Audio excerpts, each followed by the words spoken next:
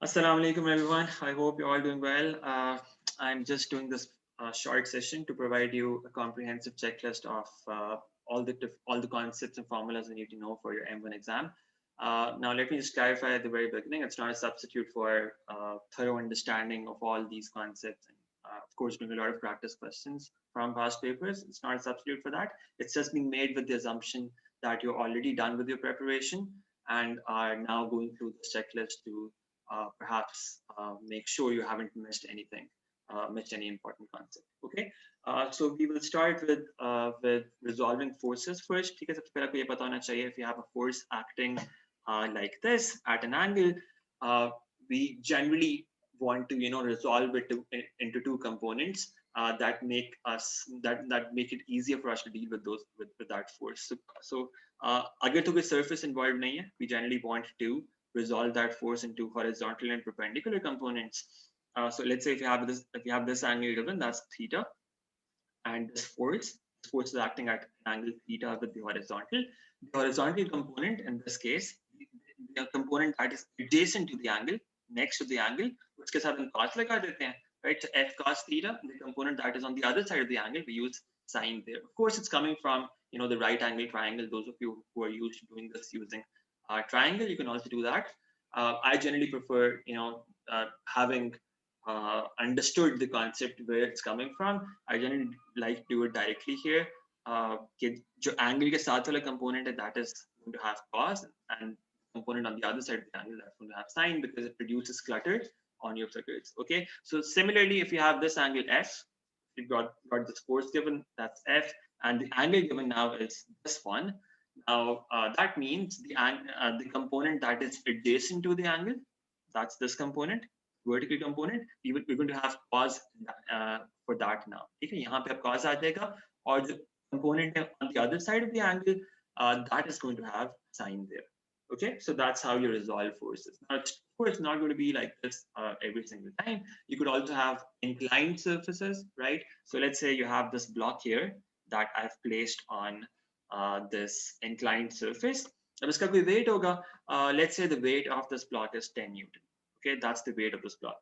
Now, this weight is going to have two components, right? अब जब inclined surfaces होते हैं या कोई भी surface आपका horizontal नहीं है, what you do is you want to resolve the forces parallel and perpendicular to the surface, right? तो आप क्या करोगे, इसका जो parallel to the surface component होगा, if this angle is 30 degrees at the bottom, this angle here is going to be 60 degrees. So the component that is adjacent to the angle, इसमें हम cos लगा देंगे साथ. So if this is 10, we have 10 cos 60 here. And the component on the other side of the angle, we're going to have sine there. So that's 10 sine 60 here. All right. So that's how you resolve the component. Now, the key thing to remember here while you're resolving forces is when there's no surface involved, you resolve them horizontally and vertically. When there is a surface involved, you resolve the forces parallel and perpendicular to the surface. Okay. All right. Now, the next thing you need to know about is finding the resultant. Okay. How do you find the resultant of a set of forces? You basically do two things. First of all, you resolve all the forces that you have. आप सारी forces को resolve कर लोगे horizontally and vertically, and then you find the horizontal component, the horizontal resultant, right? Rx, ये figure out कर लोगे. Then you find the vertical resultant, that's Ry. आप horizontal or vertical direction के अंदर resultant find कर लोगे, and then you use Pythagoras. For example, if it turns out that the horizontal resultant is like this, Rx, it's towards the left side, right? That's an example. अगर ये आपका इस तरह आ जाए, vertical component turns out to be Ry like this. You can make a right angle triangle here, and you see the resultant that you have here is the hypotenuse, right? Pythagoras use करके you can find the magnitude of the resultant. Your R is going to be equal to Rx square plus Ry square, or uska square root. That will be the resultant of the overall resultant based on the horizontal and vertical resultant. ठीक है? तो लेकिन ये क्योंकि एक force है, force एक vector quantity होती है, so you also need to tell the direction. All right. So if this was the situation, your Rx was negative in this direction, left side पे जा रहा था, right? And Ry was positive in this direction. You can find this angle theta, and in general, you can always find this angle theta using this formula. That's tan theta equals ry over rx, because ry हमेशा perpendicular होएगा यहाँ पे. Rx is going to be horizontal, so you can use tan for that. That's perpendicular over the base, or the side opposite over the adjacent.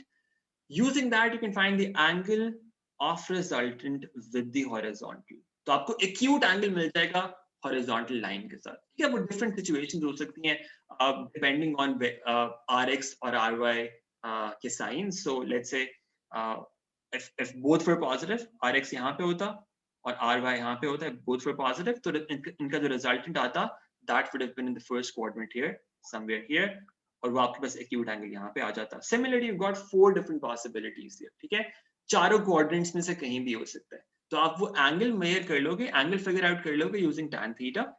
Once you have figured out that acute angle, then you have to look at which quadrant it falls in and then describe that angle. So for instance, let's take this example. आप इसको describe कैसे करते हो? There are 2 ways of describing the direction of the resultant. So I'm going to start with this one that you're already familiar with.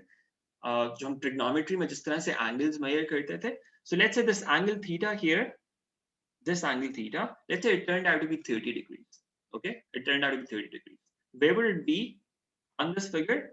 It will be this line here, और इसका angle कितना आ रहा है? That is 30 degrees. How would you describe this angle? जिस तरह trigonometry में करते थे, you start measuring the angle from the positive x-axis. अब यहाँ से positive x-axis से अपना angle measure करना शुरू करो, and you go all the way here, anti-clockwise, and you say it's 150 degrees from the positive x-axis. That is the angle, that is the direction of the resultant. Similarly, if it was in any of the other quadrants, आप उसमें क्या करते? If it was here in the first quadrant, yeah. So if it was here in the first quadrant, you would say it's 30 degrees from the positive x-axis. If it was here in the third quadrant, आप इसको कहते हैं it's 210 degrees. Or you could also go from the negative side if you wanted. आप ये वाला angle बता देते. आप कुछ positive side से जाएं, negative side से जाएं, but you have to just describe clearly आप कहाँ से measure कर रहे हो. आप positive x-axis से measure कर रहे हो, and generally our convention was when we go anti-clockwise, we used to say the angle is positive. If we go clockwise, the angle is negative. ठीक है, तो इस तरह से आप उसको directions की बता दो. The other possibility is that you would also see in the marking scheme often, that you describe the angle like this. So if this was the theta angle right here, you could say if you measure the angle from the negative x-axis here, it's theta degrees clockwise, right? So आप negative side से measure करना शुरू करो, it's theta degrees clockwise like this from the negative x-axis. That's another way of defining this. That's another way of describing this direction. ठीक है, आप ये बाकी coordinates में देख सकते हो how I've defined the other angles. So that's how you would do it. Left side वाले angles in negative x-axis है, whether they're clockwise or anti-clockwise, depending on the direction. आप वो भी लिखोगे साथ, clockwise or anti-clockwise. Then you would say it's either from the positive x-axis or from the negative x-axis. Okay, that's how you describe the direction of the resultant. That's also required when you have to find the resultant. आप दोनों magnitude और direction देते हो. Okay, then you have different types of forces that you have in the syllabus. The first is weight, the most straightforward one. So any object has some weight, right? How do you basically find its magnitude? You may have its mass given. Mass को आप g से multiply कर दोगे. Gravitational acceleration, इसकी value हम maths में लेते हैं 10 meters per second square. The actual value is 9.81, but we use an approximation here. और weight कैसे find करते हैं? Weight is equal to mass into gravity. तो जो भी आपके पास weight होगा, जो भी आपके पास mass होगा, उसका essentially 10 से multiply कर दिया करोगे, you will get the weight. It always acts vertically downwards. It always acts vertically downwards. Okay. Then you have normal reaction force. अब इसको हम contact force का एक component कहते हैं. Contact force क्यों? Because it's generated because of contact between two bodies. दो objects या दो bodies, दो surfaces एक दूसरे के साथ मिलते हैं, contact होता है उनका, उसकी वजह से force develop होती है. Now it always acts perpendicular to the surface. It always acts perpendicular to the surface. This is very important to remember. तो आपके surface के ऊपर depend करेगा उसकी direction क्या है. अगर आपका horizontal surface है, for instance, like in the first figure here that you see here, you have this object, it has a certain weight, that is 10 Newton, for instance. You're applying another force in this, that's 3 Newton upwards. तो अब क्योंकि 10 Newton नीचे को force लग रही है, 3 Newton ऊपर को लग रही है, to balance the forces out, the surface is going to apply a force here of 7 Newton that is perpendicular to the surface. ठीक है, इसकी आप वैल्यू अपने फिगर आउट करनी होती है, you would say r plus 3 is equal to 10 because the object is not moving in this situation. You would say r turns out to be 7 Newton. Okay, but the important thing here is it always acts perpendicular to the surface. अगर आपका inclined surface हो, like in this case on the right side, it's an inclined surface, R आपका उस surface के perpendicular इस तरह से act करेगा, right? And you'll often see this situation as well, that you have a vertical rod, for instance. You have this blue vertical rod, and you have a ring here. So this is a ring through which this rod is passing. Okay? अब आप ring के ऊपर एक force लगाते हो at an angle, let's say 10 Newton की एक force है at some angle. So let's call this angle now 30 degrees. Okay, तो अब क्योंकि ring is being pulled towards the right side, the rod is going to apply a force to balance that force out ताकि वो ring इस तरह से horizontal direction में move नहीं कर सके, right? And that's what's going to happen because आप right side पे जो push करोगे, for example, it's 10 Newton का जो component right पे act करे, that's 10 cos 30 here. इसको nullify करने के लिए, इसको balance करने के लिए, ये आपका rod force लगाएगा in the other direction perpendicular to the surface. ये देखें perpendicular to the surface लग रही है, लेकिन डायरेक्शन इसकी लेफ्ट साइड पे होगी अब. Why? Because राइट पे एक फोर्स लग रही थी, इसको बैलेंस आउट इसने करना है. So that's why the direction of this R here is going to be towards the left side. अगर कोई horizontal movement नहीं है यहाँ पे, R would have been 10 cos 30 here. ठीक है, R से हम represent करते हैं इस normal reaction force को. Okay, then you had tension after that. All right. Tension क्या होती है? It's the force applied by a string on an object. कोई string आपके पास है, string के साथ आपने कोई object tie किया हुआ है. The force that string applies on the object, that's called tension. Now, it's a very important point that it always acts away from the point of reference. यानी कि जिस object की आप बात कर रहे हो, उससे away है वो उसकी direction होगी tension. For example, if you have this situation here, you've got a ring here through which this string is passing. अब इस ring की बात करें तो ring के ऊपर किस direction में force लगा रही है strings? So there's one part of the string on the left side, there's another part on the right side. They're both applying tension away from the ring, right? Because string हमेशा pull कर सकती है, string कभी push नहीं कर सकती, right? तो string अपनी तरफ जो है इस ring को खींचेगी, right? So ring के ऊपर एक pulling force लगेगी, so ring से away होगी. अगर आप इस पॉइंट ए को देखते, फॉर इंस्टेंस, ए के ऊपर क्या फोर्स लग रही है? ए के ऊपर the tension would be downwards here, वो नीचे को लगेगी. सो जिस पॉइंट को आप देख रहे हो उससे अवे फोर्स लगेगी. Okay, similarly you have this scenario here that you have a pulley here. Let's say अगर आप इस पुली की बात करो तो पुली के ऊपर टेंशन किस डायरेक्शन के अंदर है? one in this direction and there's another tension in this direction. These are the tensions on the pulleys. अगर आप objects की बात करो, if you have this object A के ऊपर tension right पे लग रही है, B के ऊपर tension ऊपर लग रही है. So it depends on what object you're talking about, उससे away tension लगा करें. Okay, so that's one point. Then you also have to understand when the tension on both sides of a string is going to be equal and when it's going to be not equal. Okay, अब इसमें equal होने के ना जो condition है, that is that you need to have a single string. So let's say you've got this scenario here that you see here, the left side, the one on the left side here. You've got a string that's passing through a ring here, एक ring से pass कर रही है, ठीक है? It's a single string जो एक side पे A से टाई की हुई है, दूसरी साइड पे B से टाई की हुई है. It's a single string and it's passing through the string.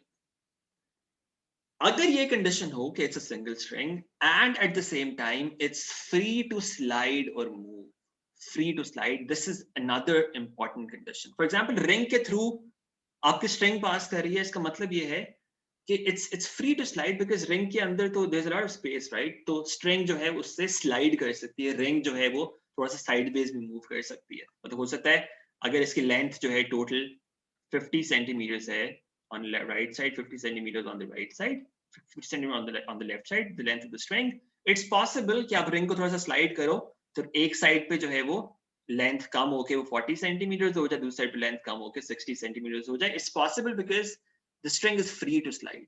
When you have these two conditions, that it's a single string and at the same time it's free to slide, then the tension on both sides is going to be equal. In दोनों conditions meet होनी चाहिए. Generally क्या होएगा? It's going to be the case when you have some ring or pulley या peg आपके पास हो इस तरह की. In cases के अंदर your tensions are generally going to be equal on both sides. But what you need to remember is these two conditions are what are important. Single string होनी चाहिए and it should be free to slide. अगर आपके पास या तो ये है कि दो different strings हैं. For example, in this scenario, on the right side, you've got two different strings, one string on the left side and one string on the right side. और इनके दरम्यान में एक block जो है वो हमने रखा हुआ, ठीक है? If the strings are different, the tensions are going to be different. They cannot be equal. And the second thing is, even if it's a single string, but it's not free to slide, then also the tensions are going to be different on both sides, right? That's a general case. हो सकता है कभी coincidence से वो equal आ जाए, but generally the tensions will be different. For example, अगर ये एक single string होती, तो मान में ये block होता. अब block के through तो string नहीं pass कर सकता. You can say it's a similar situation when you have a knot here. अब block है यहाँ पे दरमियान में जो है एक knot लगी हुई है, and the string cannot slide. For example, left side पे अगर 40 centimeters है, right पे 60 centimeters है, ये lengths on both sides of the block they will not change. दरमियान से ना string आपकी slide नहीं कर सकती. So even if it's a single string, but it's not free to slide, then your tensions are going to be different. ठीक है? Single string अगर हो भी, लेकिन अगर slide नहीं कर सकती, tension आपकी उस केस में भी different होती है दोनों sides के ऊपर. तो जब same tensions होती है, दोनों side पे T और T assume कर सकते हो. When it's different tensions, आप एक को जो है वो और assume करो, let's say T1, दूसरी को T2. So you will treat them differently. Okay? All right. So that's about tension. There's another force, that's friction. That's going to come in a while. We will skip that for now. Let's talk about equilibrium. Equilibrium क्या होता है? Equilibrium is when the resultant of all the forces acting on an object is equal to zero, right? इसको simplify करने के लिए हम इस तरह कह देते हैं कि the horizontal resultant, that's Rx, and the vertical resultant are both going to be equal to zero. ठीक है? जो भी आपके पास surface है उसके parallel अगर resultant find कर लो, उसके perpendicular resultant find कर लो, the resultants will be equal to zero. Okay? ये आपके पास equilibrium condition है. Whenever you have a state of equilibrium, whenever you have an object that is in equilibrium, you can assume this कि उसके resultant के जो components होंगे, they're both equal to zero. तब opposite forces को ना equate कर दिया करो. Opposite forces को equate कर दोगे. So अगर आपने horizontal और vertical components निकालने हैं, आप horizontal forces को equate कर दें, vertical को equate कर दें. अगर आपने parallel और perpendicular components निकाले हुए हैं to an inclined surface, you equate the parallel components and the perpendicular components. जो opposite components हैं, उनको आप equate कर दो. ठीक है? And you can find any unknowns that you have there.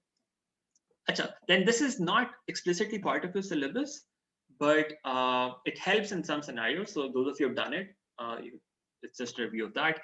So if an object is in equilibrium, and there are three forces acting away from it, right? Both conditions have to be met. तीन forces होनी चाहिए that are acting away from it, away from the object, or वो object equilibrium में होना चाहिए. If that is the situation, like shown in the figure here, you've got one force here, F1, you've got another force here, F2, you've got the third force here, F3, और इनके corresponding angles कौन से हैं जो इनके opposite side में. For example, F1 का corresponding angle is here, that's theta1. F2 का corresponding angle here is here, that's theta2. And similarly, F3 का corresponding angle is here, that's theta3. If this condition exists, equilibrium and three forces acting away from a single point, from a single object, then you have this relationship. ठीक है, it's very similar to the sine rule that you've done in O levels. उसी से ही basically derive होता है triangle use करके, but this is what you have, right? This is called Lami's theorem, and you can use it in these situations जहाँ पे आपके पास इस तरह का केस आ रहा हो, ठीक है? अच्छा, let's talk about friction now. अब एक हमने contact force की पहले बात की जो दो surfaces के मिलने से होती है, that was called the reaction force, the normal reaction force. अब एक और contact force का component होता है, that is called friction. Okay? अब friction क्या होती है? It's the component of the contact force that opposes the motion of an object. ये हमेशा जो है ना आपके motion को oppose करेगा. जिस direction के अंदर you are about to move or are moving, उसके opposite direction के अंदर हमेशा ये friction लगती है, ठीक है? And the other thing is, it always acts parallel to the surface. Normal contact force होती, it always acted perpendicular to the surface. Friction हमेशा acts parallel to the surface and opposite to the direction of motion or possible motion. अगर वो limiting equilibrium है, let's say, या आप एक side पे resultant force लग रही है, तो जिस side पे resultant force आपकी लग रही होगी, उससे opposite side पे friction लगा करेगी, ठीक है? जिस side पे object की move करने की probability है, उसके opposite side पे friction लगा करेगी, ठीक है? In some situations you cannot figure it out, तो आप एक side पे assume कर लेते हो, और फिर end पे अगर उसकी value negative आ जाए, तो you understand कि अच्छा वो असल में तो opposite side पे थी.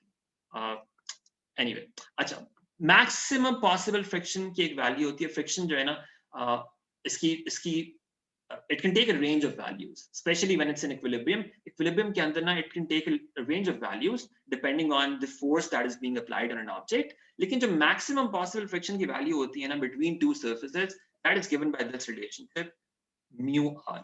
F equals mu r. The maximum friction is equal to mu into r. Mu क्या होता है यहाँ पे? That's called coefficient of friction, and it's basically a number. It's a numerical value assigned to the roughness of those two surfaces, right? उनकी roughness की base पर ना एक number assign होता है. It's actually the ratio of the friction and the normal reaction force. But you would not need to know about too much detail there. You just need to know this the coefficient of friction. और ये R जो है, that is the reaction force. ये आपका reaction force. Reaction force के ऊपर और mu के ऊपर आपका ये depend करता है, ठीक है? अच्छा, you will see in a lot of situations, in one part your maximum friction would be different, and in another part your maximum friction would be different. अब mu तो change नहीं हो रहा होगा उन cases के अंदर, but a lot of times आपके ना कुछ सिनेरियो ऐसे चेंज हो जाते हैं कि R की वैल्यू चेंज हो जाती है. अगर R की वैल्यू चेंज हो जाए तो आपकी मैक्सिमम फ्रिक्शन ना उसकी वजह से चेंज हो जाती है. तो you have to be careful in every part of the question. You have to make sure that it's preferable that you draw a separate figure and try to understand what's happening in that particular figure. हो सकता है R की value change हो रही हो. अगर R की value change हो रही होती तो आपकी मैक्सिमम फ्रिक्शन चेंज हो जाती है, mu R चेंज हो जाता है. अच्छा, इसकी different आपके पास cases आते हैं. When you are in a state of equilibrium,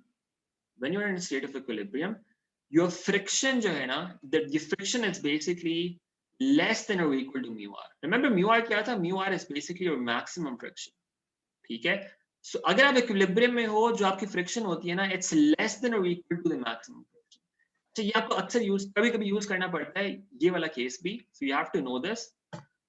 जब आपको कोई ना inequality प्रूव करने के लिए कह देता है वो, उसके अंदर अक्सर ना आपको ये यूज करना पड़ता है in this when you are told that something is in equilibrium, in a state of equilibrium, और आपको mu की terms में कोई inequality अक्सर प्रूव करनी आ जाती है.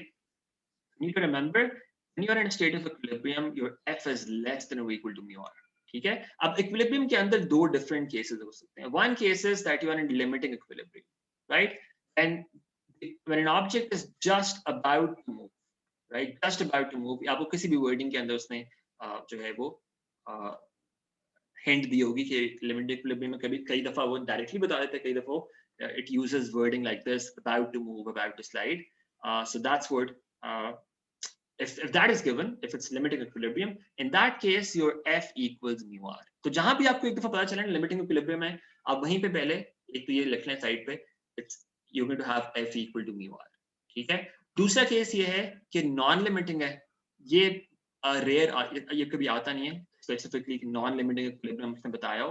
बट अगर फॉर एग्जांपल हो, क्योंकि यहाँ पे लेस देन और इक्वल टू दो केसेस थे ना, लिमिटिंग के अंदर ये इक्वल टू होता है, अगर लिमिटिंग नहीं हो तो वो less than, right? So you can just, remember that.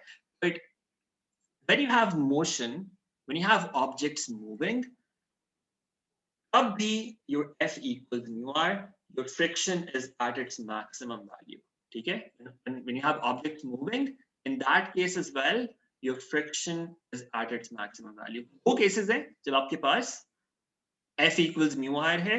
One is when you are in motion, and the other is when you are in limiting equilibrium. In दोनों cases के अंदर F equals mu r. और अगर simple equilibrium है, you don't know whether it's limiting or non-limiting, then you have F less than or equal to mu r. Okay. That's the cases for friction. Contact force के ये दो components होते हैं. Just a reminder. One is the normal reaction force and the other is friction. Normal reaction force always acts perpendicular to the surface. Friction acts parallel to the surface.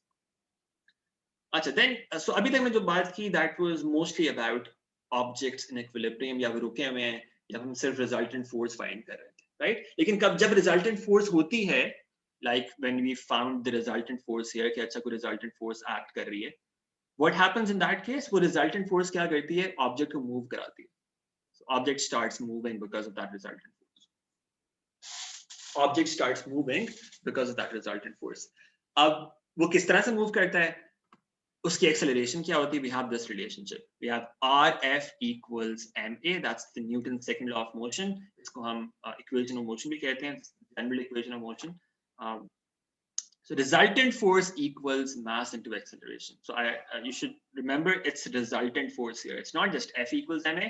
It's the resultant force equals m into a. Okay. So this is what you apply when objects start moving up. Resultant force, yeah, acceleration में से कोई चीज निकालनी हो या mass निकालना हो. So this is the equation that you have for that. अच्छा, इसमें आप resultant force निकालते हुए ना, you consider the forces in the direction of motion as positive. So for instance, if you have this situation, मैंने यहाँ पे draw किया, you have an object, इसमें let's say object move कर रहा है left side के ऊपर, ठीक है? तो resultant force इसमें क्या होएगी? आप इसमें लोगे 15 minus 10. जो direction of motion है उसको positive लेंगे, ठीक है? और जो opposite side है उसको negative लेंगे. So resultant force हम यहाँ पे कहेंगे 15 minus 10, right? Resultant force निकालते हुए this is the convention that we generally use here. और अगर opposite side में force लगे उसको negative लेंगे. For example, 15 Newton direction of motion में थी, उसको हमने positive लिया यहाँ पे. Direction of motion के opposite 10 Newton थी, we took that as negative. ठीक है? अच्छा. Now, generally when you have objects moving now, so you have, for example, a situation like this. अगर surface के ऊपर हो, for instance, surface के ऊपर move करते हुए ना, generally objects move along the surface. ठीक है? Generally, right? हो सकता है exception आ जाए. So that's perfectly possible. आपको situation देखनी होती है कि अच्छा अगर ये weight है और इसके आपकी upwards force weight से ज़्यादा हो जाए कोई, जैसे weight was equal to 5 Newton और upwards force कोई लग रही है 6 Newton, then the object will start moving upwards. Generally, आपकी जो movement हो रही होती है वो horizontally या फिर along the surface हो रही होती है. ठीक है? तो आप along the surface क्या करते हो? अगर आप यहाँ पे horizontal forces देखो या इस तरफ along the surface देखो, अक्सर आप वहाँ पे RF equals ma लगाते हो, ठीक है? And on the other side, अगर vertically या perpendicular to the surface आपकी movement कोई नहीं हो रही, वहाँ पे you equate these forces. You equate the opposite forces. So for example, you say W equals R, or whatever other forces that you have, whatever forces you have in that case, उनको आप equate करते हो if there's no movement, if there's no motion perpendicular to the surface. ठीक है? So आप एक side पे जो है अक्सर ये लगाते हो, दूसरी side पे equilibrium लगाते हो, find the unknowns there, whatever you have there. Achha. Sometimes then you have connected objects. Okay, you have two objects that are connected. For example, इस तरह की situation हमने ऊपर देखी थी, something like this, right? So you have one object here, that's object A, right? You have another object here, that's object B. They're connected to each other. Now let's say they start moving. ठीक है? वो movement शुरू हो जाती है because of the weight of B, let's say, या कोई और force यहाँ पे act कर रही होती तो A को move करा देती left side पे, let's say. How do you deal with these situations? You apply that Newton's second law. You apply RF equals ma to each object separately. दोनों के ऊपर अलग अलग से RF equals MA लगाते हो, और दोनों में आप जिनकी जो डायरेक्शन ऑफ मोशन है उसके हिसाब से आप रिजल्टेंट फोर्स के साइंस लेते हो, फोर्सेस के साइंस लेते हो. For example, if you have a situation like that pulley, you have object B here, you've got this object A here. ठीक है, let's say B का weight is 30 Newton, the weight of A is 10 Newton, और let's say यहाँ पे it starts moving downwards, इसकी movement नीचे को शुरू हो जाती है. What would you say? For B, the resultant force would be 30 minus T equals mass into acceleration. For A, the resultant force will be T minus any force acting in the opposite direction. उस पे surface के ऊपर पड़ा हो कहीं पे, उसमें जो है कोई friction लग रही हो, so T minus F would equal mass of A into the acceleration. ठीक है, so वो depend करता है कि direction of motion क्या. तो यहाँ पे देखिए B के केस में हमने क्या किया, 30 को पॉजिटिव लिया, T को नेगेटिव लिया. Why? Because the object was moving downwards, नीचे को मूव कर रहा था. A was moving towards the right side, तो वहां पे हमने T को पॉजिटिव लिया, हमने F को जो अपोज कर रहा था मोशन उसको नेगेटिव लिया. Right? So you have to apply RF equals MA on both objects separately one by one, और जो forces की आप साइंस लोगे वो डायरेक्शन ऑफ मोशन के हिसाब से, जो डायरेक्शन ऑफ मोशन के अंदर फोर्स लग रही है उसको पॉजिटिव, जो अपोज कर रही है मोशन को उसको negative. Okay, apply those separately, simultaneous equations बन जाएगी, you can find any unknowns from there. अच्छा, ये RF equals MA से ना आपके पास एक और चीज भी आती है. जब मैं RF equals MA देखा है यहाँ पे, यहाँ से हमारे पास एक और चीज भी आती है. हमने इक्विलिब्रियम डिफाइन किया था when the opposite forces acting on the object are all equal, or we can say the resultant is equal to 0, right? अब देखिए, अगर आपका resultant 0 आ जाए, उसका क्या मतलब है? Your acceleration would be 0, because mass तो 0 नहीं हो सकता. अगर resultant force 0 है, इसका मतलब ये है कि acceleration 0 है, right? अब acceleration 0 होने के ना दो cases हो सकते हैं. एक तो वो rest पे है, जो हम पहले से करते आ रहे हैं, ऊपर से ऊपर भी देख कर आ रहे हैं. rest पे हो तो आप equilibrium पे होते हो. Another possibility that you would often encounter in kinematics later on, अगर आप constant velocity के ऊपर move कर रहे हो ना, उसमें भी देखिए आपकी acceleration 0 होती है. Right? Constant velocity change नहीं हो रही, acceleration is 0. That is also another case of equilibrium. Equilibrium, rest पे भी equilibrium होता है, और constant velocity, even if the velocity is something other than 0, movement हो रही है, तब भी अगर velocity change नहीं हो रही ना, that's a state of equilibrium as well. उस case के अंदर भी आप क्या कर सकते हो? You can say resultant is equal to 0. वहां पे भी आप resultants को equal to 0 कर सकते हो. Horizontal and vertical resultant. Okay.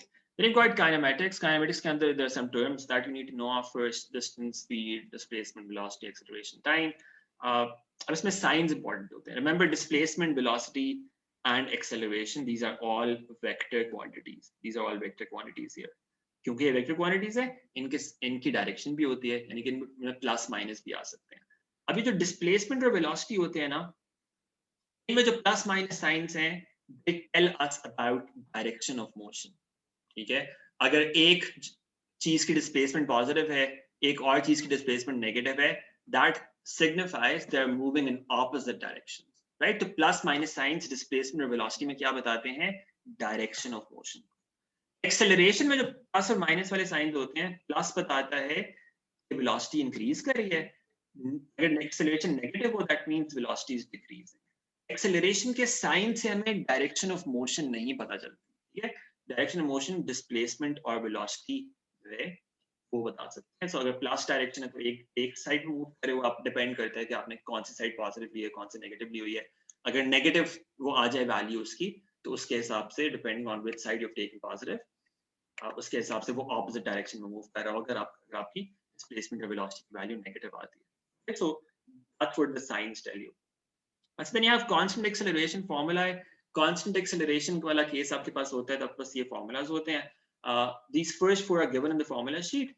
एक और होता है, you don't necessarily have to remember this. आप बाकी चारों को use करके generally you can figure out whatever is the unknown. तो आपको देखना होता है which equation is going to be most relevant in a particular scenario. जिससे related ज़्यादा चीजें आपको given होंगी और वही चीज आप उसी से equation में से कोई चीज find करनी होगी. You will be using that equation. Sometimes you have the situation कि आपको simultaneous equations बनानी पड़ जाती हैं. एक equation से सिर्फ आपको result नहीं मिलता. You have to make 2 equations sometimes. और या फिर एक equation से एक चीज निकालते हो फिर दूसरी में जाके input करते हो. Or you get your result from there, right? If you remember this one, that can sometimes make your calculation a bit shorter. एक दो steps आपके बच जाते हैं कभी-कभी, ठीक है? So it's not necessary ये पहली 4 equations आपको formula sheet given भी होती हैं. If you forget any of them, you can always refer to formula sheet for that as well. अच्छा ये कब apply होती हैं? Only when you have constant or uniform acceleration. सिर्फ इस केस में आप इसको अप्लाई कर सकते हो, constant or uniform acceleration. अच्छा इसमें constant acceleration के कुछ common cases, free fall, अगर आप हवा में कोई चीज फेंकते हो जो आपने फेंक दी, it's motion under gravity after that, right? तो उसके ऊपर सिर्फ जो है वो gravity act कर रही होती है. Gravity एक constant acceleration, gravity जो है that's constant acceleration. तो उसमें भी आप वाली फॉर्मूलाज लगा सकते हो. सिमिलरली अगर उसको इंक्लाइंड सरफेस है उसके ऊपर ऑब्जेक्ट नीचे आ रहे हैं अपने वेट की वजह से, for example if you have a surface like this, ठीक है, अब वेट क्या है ऑब्जेक्ट का? Weight is acting in this direction, लेकिन कोई कंपोनेंट होगा वेट का that would be acting in this direction, right? So depending on the angle here, तो उस कंपोनेंट की वजह से वो यहाँ पे आएगा. तो वो भी एक्सेलरेशन आपकी कांस्टेंट होती है. अगर किसी वेट के या ग्रेविटी के कंपोनेंट की वजह से आपका मोशन प्रोड्यूस हो रहा है, वहां पे भी आप कांस्टेंट एक्सेलरेशन फार्मूला लगा सकते हो. बिकॉज ग्रेविटी कांस्टेंट है तो उसका जो कंपोनेंट आता है यहाँ पे right here, that would also be constant. तो उसको वहां पे भी आप इक्वेशन ऑफ मोशन यूज कर सकते हो. So generally whenever the resultant force is constant, आप ये यूज कर सकते हो constant acceleration formula, because no resultant force equals m into a.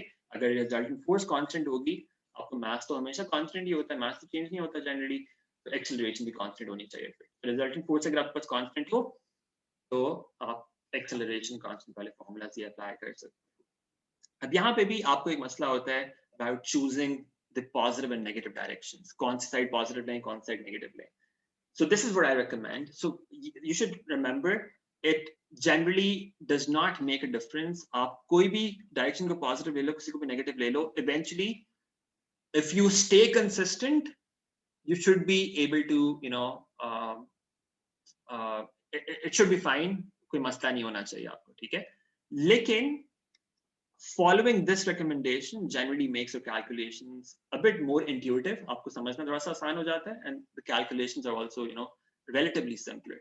So what you should do is, अगर तो सिर्फ एक डायरेक्शन के अंदर मोशन है, if the object is moving in only one direction, and you choose the direction of motion as positive.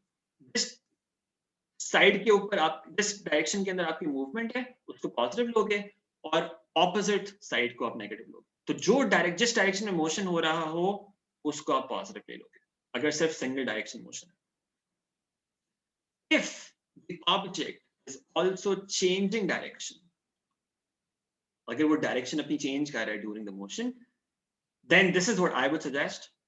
जिस तरह आपके पास कार्टेशियन प्लेन में होता है ना, अपवर्ड्स को पॉजिटिव ले लें और राइट साइड को पॉजिटिव ले लें, ठीक है. राइट साइड अगर राइट और लेफ्ट मूवमेंट है तो राइट को पॉजिटिव ले लें, अगर अपवर्ड्स डाउनवर्ड्स मूवमेंट है तो अपवर्ड्स को पॉजिटिव ले लें, अगर दोनों साइड्स पे मूवमेंट हो रही है.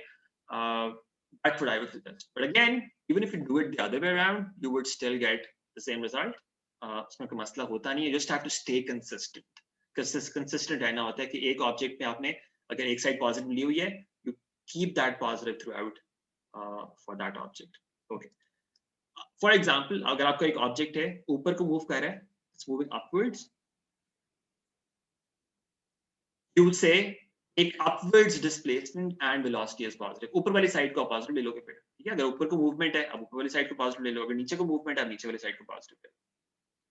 If that happens, तो upwards displacement या upwards velocity जो होगी वो दोनों पॉजिटिव होंगी. लेकिन क्योंकि जो ग्रेविटी है, वर्टिकल मोशन की बात करें, remember vertical motion, let's say motion under gravity, gravity क्योंकि नीचे को एक्ट करती है, that is opposite to the direction of motion.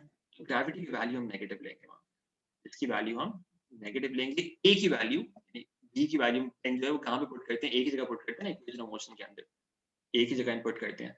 अगर हमने ऊपर वाली डायरेक्शन पॉजिटिव ली हुई है तो ए की वैल्यू हम -10 इनपुट करेंगे, ठीक है। तो यहाँ पे हम a इक्वल्स -10 इनपुट करेंगे।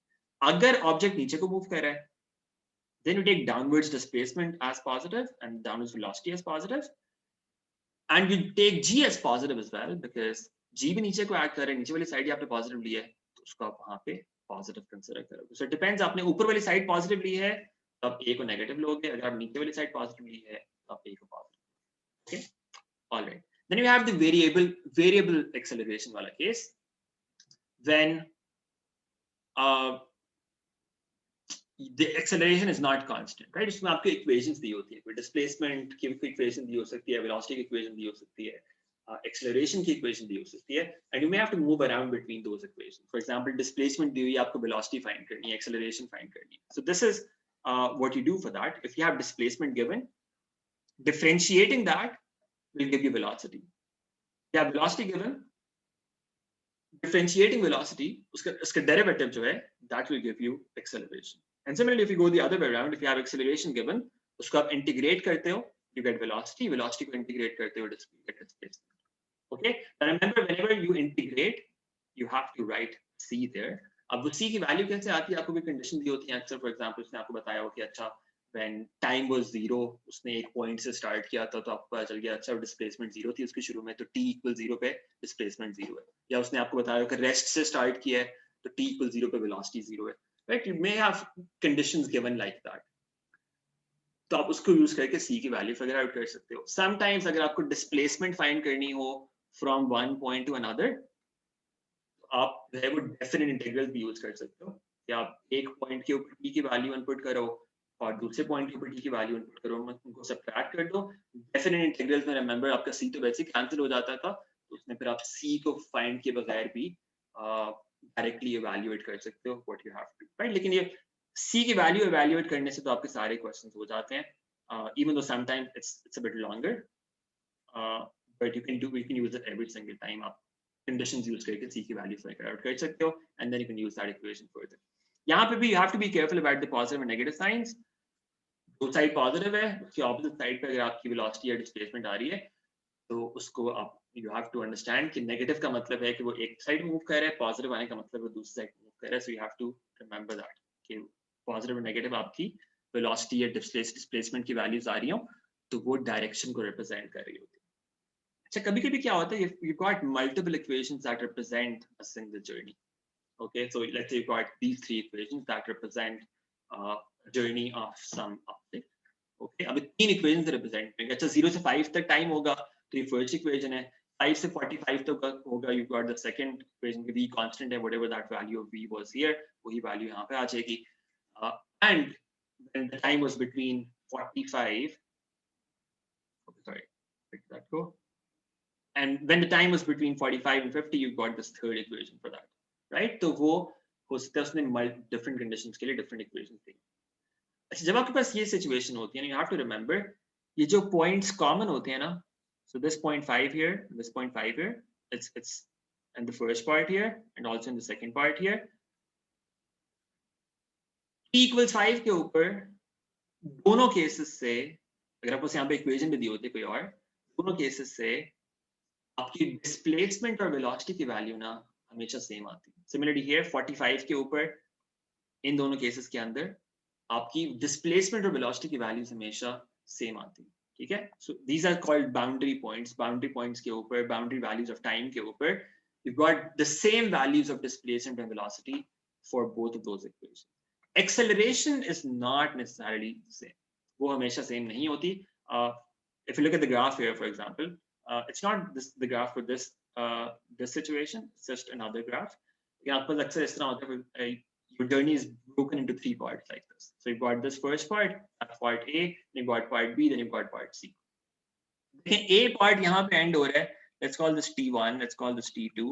T1 के ऊपर आपका A part खत्म हो रहा है, ठीक है। अब इसके ऊपर देखें, there's an abrupt change in acceleration. It's a velocity time graph. Velocity time graph के ऊपर gradient का represent कर रहा होता है, it's the acceleration. अब देखें, A part में acceleration was positive, लेकिन पॉजिटिव ग्रेडियंट है, पॉजिटिव एक्सेलरेशन थी, बी पार्ट में एकदम जीरो हो गई है। इस पॉइंट के ऊपर ना आपकी एक्सेलरेशन ए पार्ट डिफरेंट देगा, बी पार्ट डिफरेंट देगा, राइट? तो एक्सेलरेशन हमेशा कांस्टेंट होना, सेम होना जरूरी नहीं है as you switch from one equation to another, कभी सेम हो भी सकती है, that's also possible. So it can be same or maybe it's not same in some situations. So for example, यहाँ पे B से C पे जब शिफ्ट कर रहे हो, the gradient is 0 for B as well and also for C, the equation, the gradient at the start here is 0. तो वहाँ पे एक्सेलरेशन आपकी इक्वल है दोनों साइड्स के ऊपर, तो यहाँ पे इक्वल हो भी सकती है, नहीं भी हो सकती। डिस्प्लेसमेंट और वेलोसिटी जो है ना बाउंड्री पॉइंट्स के ऊपर हमेशा इक्वल होते हैं। अच्छा, देन आप काइनेमेटिक ग्राफ्स, ये काइनेमेटिक्स ग्राफ ये तो आपने ज्यादा ओ लेवल्स में भी किए हुए हैं। यू नो, अगर डिस्प्लेसमेंट टाइम ग्राफ हो आपके पास, उसका ग्रेडियंट आपको वेलोसिटी दे देता है। अगर आपको वेलोसिटी टाइम ग्राफ हो, उसका ग्रेडियंट आपको एक्सेलरेशन दे देता है, राइट? एक्सेलरेशन टाइम ग्राफ तो आपके खैर सिलेबस में नहीं है, so I have not highlighted this, लेकिन वो अगर होता तो उसका भी एरिया अंडर ग्राफ आपको वेलोसिटी दे देता है, बिकॉज़ रिमेंबर हम इंटीग्रेट करके वापस आ रहे होते हैं। सो इंटीग्रेशन का रिलेशन होता है उसके साथ, you know, area under the graph के साथ, इफ यू रिमेंबर इंटीग्रेशन। तो वेलोसिटी टाइम ग्राफ के से आप दो चीजें फिगर आउट कर सकते हो। The gradient gives you acceleration, area under graph gives you displacement. Displacement time graph से आप सिर्फ एक चीज फाइंड कर सकते हो, ग्रेडियंट को यूज करके आप वेलोसिटी फाइंड कर सकते हो। In addition to their own values, of course, displacement time graph से displacement आप फाइंड कर ही सकते हो, of course, और velocity time से velocity तो फाइंड कर ही सकते हो। उसके अलावा velocity time graph से आप तीनों चीजें फिगर आउट कर सकते हो, एक डिस्प्लेसमेंट भी, एक्सेलरेशन भी, और डिस्प्लेसमेंट से आप डिस्प्लेसमेंट भी फाइंड कर सकते हो और वेलोसिटी भी फाइंड कर सकते हो यूजिंग द ग्रेडियंट। ओके, अच्छा, उसमें ना फिर आपके पास डिफरेंट केसेस होते हैं कि अच्छा ग्राफ किस तरह का है, तो उसमें क्या किस तरह का मोशन है, right? So for example straight line हो तब क्या होगा इन displacement time graph, in velocity time graph. अगर हॉरिजॉन्टल है इस तरह तब क्या होगा, अगर ग्राफ के नीचे चला जाएगा, अगर एक्स एक्सिस के नीचे चला जाए for instance, like this, what happens in that case? It comes back like this, what happens in that case? अगर कोई कर्व आ जाए इस तरह से, उसका क्या मतलब है? So those situations you need to be familiar with कि अच्छा उन केसेस में आप बस किस तरह से आप डिस्क्राइब करोगे उस मोशन को, वे अननोन्स फाइंड करने हो तो कैसे करोगे? You have work, energy and power. Work, energy and power के अंदर first of all you've got work. Work done is basically the force that you apply multiplied by the distance traveled in the direction of that force, right? This is important कि आपकी जो force है, आपकी displacement भी उसी direction के अंदर।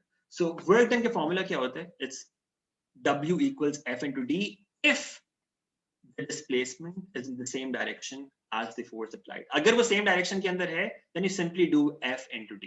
ठीक है? कभी-कभी क्या होता है? It's at an angle, right? So for example, F इस डायरेक्शन में लग रहा है, आपकी मूवमेंट इस डायरेक्शन के अंदर हो रही है, डिस्टेंस ट्रैवल इस डायरेक्शन के अंदर हो रहा है, और दरमियान में कोई एंगल है, तो वर्क डन इस केस में क्या आएगा? That's given by F D into cos of theta, right? वो आप cos थीटा क्या करता है? एफ का कंपोनेंट बता देता है डिस्प्लेसमेंट की डायरेक्शन, राइट? तो इस डायरेक्शन में कंपोनेंट आ गया एफ cos थीटा, तो F cos theta into D, that's basically this. तो आप डायरेक्टली क्या कर सकते हो? Whenever you have the force and displacement eight an angle, you use this formula, F into D, W equals FD cos theta.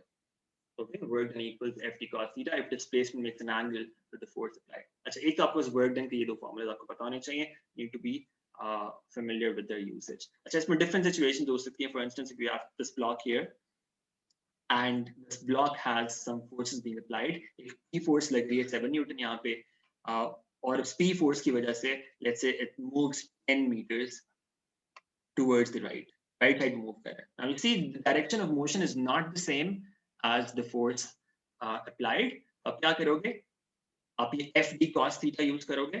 You say 7, that's the force, into 10 into cos of 40, the angle between them. It turns out to be 53.6 joules in this case. इसका जो unit होता है that's joules. At the same time, you can also find the work done against friction here. अब इस block पे ना एक friction भी लग रही थी as it moves towards the right side. एक resistance है जो friction की form में है, that's opposing the motion. तो अगर आपने work done against resistance करना हो तो आप simply क्या करोगे? उस formula के अंदर जो force आप consider कर रहे हो ना, वो force आप friction वाली force डाल दोगे, right? जो भी जिस force का work done निकालना है आपको, whether it's work done by that force और अगेंस्ट दैट फोर्स, आप बस F की जगह वो लिख दोगे, राइट। अगेंस्ट होगा तो आपको पता चल रहा है कि वो ऑपोजिट डायरेक्शन के अंदर फोर्स थी और मोशन दूसरी जगह पे है। अगर वो ऑपोजिट डायरेक्शन के अंदर है, इसका मतलब है कि it's work done against that force. So work done against friction, what is that? That's 2 Newton into the distance traveled. Distance traveled was 10 meters. That's 2 into 10. That's 20 joules. Work done against friction is 20 joules. Okay, friction के against इतना work किया है. That's 20 joules. Okay. Similarly, you got this situation on the right side. You got this block here. Its weight was, let's say, 5 Newton. You're applying an upward force on this. That's 45 Newton. Okay. And the block moves 7 meters upwards. 7 meters वो ऊपर move कर जाते हैं. Okay. What is the work done by P? This force P, that's 45. The force into the distance traveled, that is 7. So that's 45 into 7. It's actually displacement, by the way. You have to be careful. अगर वो वापस आ जाए तो displacement ले रहे होते हैं. So 45 into 7, that's 315 joules. Work done against weight. अब देखें weight नीचे को है, movement ऊपर को है. All you have to do is just use that force, that's 5 Newton, into the distance traveled, that is 7, and that will be worked in against the weight because weight or direction of motion दोनों opposite हैं. So that's 5 into 7, that's 35 joules. That's worked done against the weight. अच्छा, फिर उसके बाद energy के आपके पास दो types हैं जो आपको पता होनी चाहिए. Kinetic energy is given by half into mv square. Kinetic energy is the energy that a body has due to its speed. ठीक है. Then you have the gravitational potential energy, that's mgh. And that is, it's an energy that an object has due to its height, right? जितनी height ज़्यादा होगी उतनी ज़्यादा उसमें potential energy. Of course, वो mass पे तो depend कर ही होते हैं. लेकिन उसके साथ the main distinctive feature है kinetic energy का, that is speed, और potential energy का, that is height. अच्छा, इसमें यहाँ पे मैंने एक और चीज़ define की है, it's called total mechanical energy. Mechanical energy ना जो हमने यहाँ पे दो different types की mechanical energies है. One is kinetic energy और the other is potential energy. इनको अगर हम combine को add कर दें ना, that's called total mechanical energy. I've just used it here because that simplifies as I write, simplifies some of the formulas that I'm going to write after this. Now, this is a very important formula. It's the central formula that will be used in a lot of work, energy, and power questions. And I'm pretty sure it's coming tomorrow in the exam as well, because you almost, मतलब जब भी आपको work energy power वाला question आता है, in most scenarios आपको use करना पड़ता है कहीं. Okay, so what does it say? It says work done by the driving force. Work done by the driving force is equal to change in total mechanical energy plus work done against resistance. Okay. Work done by driving force, that's equal to change in total mechanical energy plus work done against resistance. Yeah, friction. Resistance किसी भी type की हो सकती है. Air resistance हो सकती है, friction हो सकती है, it could be something else as well, right? कभी वो पानी के थ्रू जा रहा होता है, so उसमें water resistance भी हो सकती है, so उसकी movement को resist करेगी. Total mechanical energy क्या है? That is kinetic energy plus potential energy. Change का क्या मतलब है? अगर वो पहले कम थी total mechanical energy, बाद में ज्यादा हो गई है, तो ये positive value आएगी इस चीज. The final total mechanical energy minus the initial, that is what change means. Right? अगर बाद में कम हो गई है, पहले ज्यादा थी, उसकी negative change आएगी. So it's essentially final total mechanical energy, this part here, minus the initial total mechanical energy. ठीक है? This thing here, change in total mechanical energy. अच्छा, अब यहाँ पे you have to be careful here. जो driving force होती है ना, जो driving force होती है, इसके अंदर weight नहीं कभी हम consider करते. ठीक है, weight हम कभी यहाँ पे consider नहीं करते, because the impact of weight is already incorporated in potential energy, right? आपके पास जो potential energy वाली चीज आ रही है यहाँ पे mechanical energy के अंदर, वो basically weight का ही work done आ रहा होता है. वो already वहाँ पे incorporate हो जाता है. We don't have to incorporate it here in that driving force. Driving force में आप कभी भी weight या उसको कोई component जो है वो नहीं रखते. Driving force होती है आपकी external forces. Weight is an internal force. तो वो potential energy उस body की energy में count हो जाता है. Body की energy, potential energy जो है वो उसके weight और उसकी height की वजह से होती है. तो वो ड्राइविंग फोर्स में हम कंसिडर नहीं करते. ठीक है, ड्राइविंग फोर्स में नहीं आएगा. ड्राइविंग फोर्स में बाकी सारी फॉरवर्ड फोर्सेस आ रही होंगी, लेकिन वेट नहीं आएगा. अगर यहाँ पे लेट्स से ड्राइविंग फोर्स कोई ना हो, कोई एक्सटर्नल फोर्सेस नहीं है किसी ऑब्जेक्ट के ऊपर कभी, ठीक है, तो रेजिस्टेंस भी नहीं है, ड्राइविंग फोर्स भी नहीं है, what does that mean? That means change in total mechanical energy would be equal to zero, यानी कि initial total mechanical energy, initial value of kinetic energy plus potential energy, that would be equal to final value of kinetic energy plus potential energy if there is no driving force and no resistance. अगर ये दोनों चीजें हैं ही नहीं, उस equation के अंदर उनको आप निकाल दो, what are you left with? You're just left with this thing in the middle. In total mechanical energy that's equal to zero. कभी-कभी ये केस भी होता है कि आपके पास कोई एक्सटर्नल फोर्सेस नहीं होती, सिर्फ आपके पास उसकी इनिशियल एनर्जी होती है, उसकी फाइनल एनर्जी होती है. In that case, you can just equate these two. और वैसे आप ऊपर वाली equation भी use कर लें, you'll get the same result from that as well. So then you have power. Power is the rate of work done. Rate of work done. So that's given by W over D. W क्योंकि F into D होता है, right? The F into D, अगर हम यहाँ पे इकट्ठा कर लें, it becomes F into V. So basically power के एक और हमारे पास फॉर्मूला आता है, that's power equals F into V, लेकिन यहाँ पे फोर्स कौन सी होती है? Force is actually your driving force. Driving force यहाँ पे इसलिए मैंने clearly लिखा है, it's not just any force, it's the driving force, और driving force के अंदर weight incorporate हम नहीं करते. You need to remember that. Power की ये फॉर्मूला आप यूज करते हो. अब अक्सर ना आपको ये चीजें यूज करनी पड़ती हैं, जो आपको एक्सेलरेशन फाइंड करनी है ना, आपको अक्सर ये होता है df into v, you may have to often use it in combination with rf equals ma. आपको जो हमने पहले ऊपर न्यूटन सेकंड लॉ पढ़ा था ना, that is going to be used here very often as well. Power equals df into v के साथ you often use this formula as well. आपको जब एक्सेलरेशन की बात हो ना, because यहाँ पे देखें वर्क एनर्जी पावर के अंदर हमने कहीं पे भी एक्सेलरेशन की कोई चीज नहीं देखी है, राइट? वर्क के फॉर्मूला के अंदर भी कहीं एक्सेलरेशन नहीं आ रही, एनर्जीज में भी कहीं एक्सेलरेशन नहीं है, पावर के अंदर भी कहीं एक्सेलरेशन नहीं है. So when you have acceleration in the question, you often have to use this formula in combination there. Resultant force equals ma to find the acceleration, or maybe to use the acceleration to find any resultant force जो आप बाद में हो सकता है यहाँ पे use कर सको, and the other formula to maybe find power. In formulas के साथ आपको अक्सर ये भी use करना पड़ जाता है, rf equals ma. Okay, and finally you've got momentum. Okay, it's a very simple topic. Remember, momentum is a vector quantity. ये जो work, energy और power होते हैं ना, all of these three things are scalar quantities. ये कभी भी negative नहीं होते. They're all positive. इनका सिर्फ magnitude होता है, इनकी direction नहीं होती. Momentum, on the other hand, is a vector quantity. Momentum is given by mass into velocity. अगर velocity आपकी positive होगी, एक side में right को move करेगा, वो direction positive भी है, मोमेंटम भी पॉजिटिव होगा. अगर आप ऑपोजिट डायरेक्शन मूव करना शुरू कर दो, मोमेंटम भी नेगेटिव हो जाएगा. तो वेलोसिटी के ऊपर डिपेंड करता है आपको मोमेंटम पॉजिटिव आता है नेगेटिव आता है.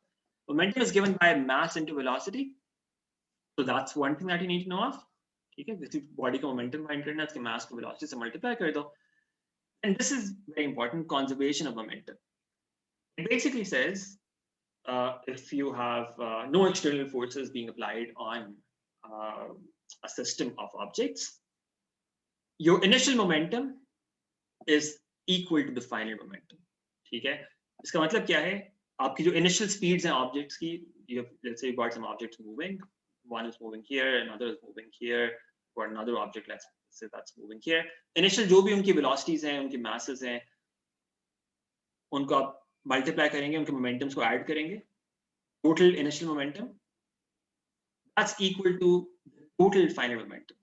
Add total here. Total initial momentum is equal to total final momentum. जब वो उनकी collisions होती हैं, let's say assuming there's no loss of energy there, which is always going to be the case in our syllabus, आपके यहाँ पे क्या होगा? Initial momentum is going to be equal to final momentum, right? जो पहले उनके velocities होंगी, उनको यूज करके आप उनके initial momentum find कर लोगे, और फिर जो फाइनल वेलोसिटीज होगी उनको यूज करके आप उनके फाइनल मोमेंटम फाइंड कर लोगे. और इसमें कोई भी अननोन है अगर, वो आप यहाँ से फिगर आउट कर सकते हो. ठीक है, so that's what you need to know about momentum. That's a fairly short topic. Sometimes what happens is your objects coalesce, yani they merge or combine with each other. When that happens, they are treated as one single object. ठीक है, so जब वो होता है, अब उनको एक single object consider करते हैं, उनके masses को add करते हैं. For example, you've got one object here that has mass of 1 kg. You've got another object here that has mass of 2 kg. Let's say they collide with each other, और वो एक single object बना लेते हैं, और उस object का जो mass हो जाएगा total, that will be 3 kilograms. तो उसको आप single object treat करोगे उसके बाद से. Okay. So that's just, you know, all of mechanics. These are all the concepts and the formulas that you need to know in mechanics. I hope this is helpful, and it gives you a quick review before your exam. In case I've missed anything, you can write that in the comments below. And if this video was helpful for you, make sure that you share it with others, with the friends. And you also subscribe this channel, because I'll be uploading most of the A-level syllabus over the summer on this channel. So if you think this was helpful, you can subscribe for those later videos as well. All right, thank you very much everyone for watching this, and all the best for your exams. Allah Hafiz.